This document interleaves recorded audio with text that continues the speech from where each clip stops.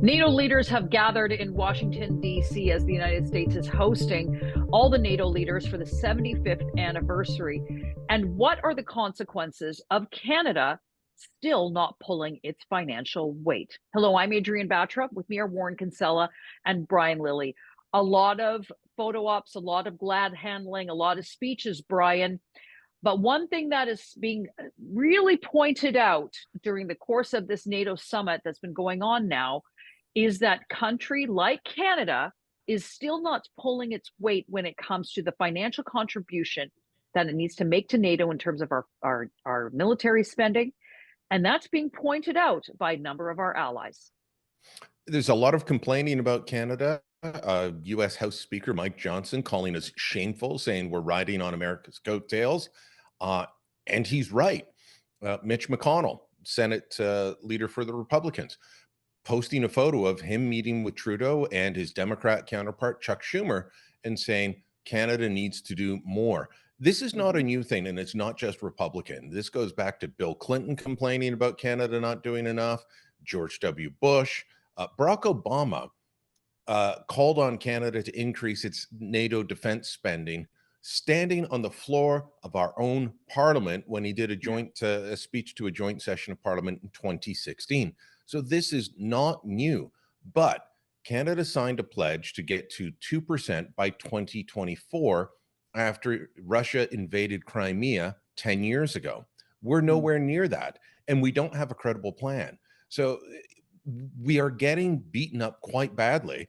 And I wrote a column for the Toronto Sun this week saying that our allies are questioning their trading relationships with us, whether we should be getting preferential treatment in other groupings and associations. And then what happens the next day? The Wall Street Journal editorial asking, why is Canada even in the G7? If we won't live up to our NATO commitments, we should be excluded from these other places. Trudeau government throws around some numbers, says we've got a credible plan to do this, and we're going to buy subs. But nobody believes them, and they sound like a spouse pleading with their partner, please don't leave me. I'll change. Honest, I'll change. Warren, it is, like we have a long litany of things where Trudeau's government and Trudeau himself has embarrassed Canada on the international stage. That whole thing about when he got elected in 2015, Canada's back. Well, back of the bus maybe, but it's a really unfortunate situation because as we do see temperatures rise around the world and the geopolitical fights that we are seeing, Russia on the move, and what we've got going on in the Middle East, the war in the Middle East, this is a time when we need to feel secure. This is a time when we need to ensure that we are standing with our allies and prepared to push back against, the world's tyrants and dictators. I don't feel confident that getting to that 2%, which is the threshold for NATO spending, is something that the Trudeau government is either capable or willing to do. Yeah, they're not going to do it. And you make the point that I think is the most important point of all. Your average person, Joe and Jane front porch, hear about this 2% for NATO. And what does that mean? That sounds like a lot of money, or it doesn't sound like very much money. What does it mean? It means that it is our commitment to security, global security, in a much more dangerous world. In fairness to Trudeau, Harper didn't meet the 2%. My guy Chrétien didn't. Lots of governments before now didn't. But the excuse, I guess, I would make for them is the world is much more dangerous now, as you point out, than it was then. We've got existential, meaning the existence of places like Israel and Taiwan and Ukraine hanging by a thread. We've got Iran and China and Russia and their proxies around Asia and Europe and around the world coming after us, not just coming after Israel and Taiwan and Ukraine, coming after us too. The director of national intelligence for the United States of America the other day announced, yes, Iran is funding protests and destabilizing Western democracy in the United States. So it's become a much more dangerous place, and that's why we need to meet our NATO commitment. It is the best and only alliance to deal with these types of threats. And if we're not there, we're handicapping not just ourselves, but the entire alliance. So it's my hope that when Poilievre wins, because I believe he will finally be the one to meet our commitment of 2%, because it's the minimum we can do in a very dangerous world. You know, Brian, it's hard to, forget the picture that we saw recently of India's Prime Minister Narendra Modi embracing in a bear hug Vladimir Putin. You know, back in the day, George W. Bush called it a certain part of the world the axis of evil.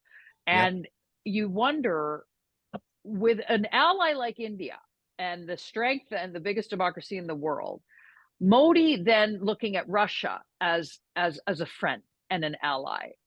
What does that sort of suggest, more broadly, as Ukraine is continuing to ask for more weaponry? They are going to be getting F-16s, but their hands are tied in terms of the weapons that they are getting, and with respect to how they can use those weapons. Ukraine's still not part of NATO. I know there's a lot. I'm throwing in a lot here, but talk to me a little bit about, sort of consequences of seeing India looking at Russia now. That axis of evil would now be China, Russia, and Iran. The fact that India is turning towards Russia should be very worrisome for all of us. During the Cold War, India did turn towards Moscow. They looked to Moscow for help in their post-colonial days. It took a long time to turn that around and get them looking towards the West.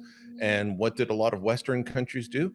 They slammed the Modi government. They have cozied up to China while chastising India, and India is finally turning around and saying, well, I'll look over here. You guys don't want to be my friend. I'll talk to these guys. So we've got to be worried about that. We've got to find a way to help Ukraine and to actually win the war, give them the tools to win, not just hold things as they are. NATO has got to be a part of that. And the Trudeau government, Warren rightly pointed out, previous governments didn't do this, but that can't be the talking point for the Trudeau government. They've been in power 9 years. They are the ones who, decide where spending goes. They've been saying we can't do this because we have fiscal guardrails. Well, I'm sorry, total spending went up 7.5% this past budget. 7.5%. The military didn't go up by that. Didn't go up near anything near that. They're putting money into absolutely everything, but not the military. And they're easy things that they could be doing, like increase the pay for the troops. That would increase, get us closer to the 2% target. That would also help with the recruitment problem, recruiting more soldiers, getting more people signed up. That would help get us closer to the 2%. We need to retrofit or re-equip our military with equipment like new rifles, which are made in Canada. That's good for our Canadian economy. We need new labs, which are made in London, Ontario. So that would increase, get us closer to the 2% and be good for the economy. All these small things can be done.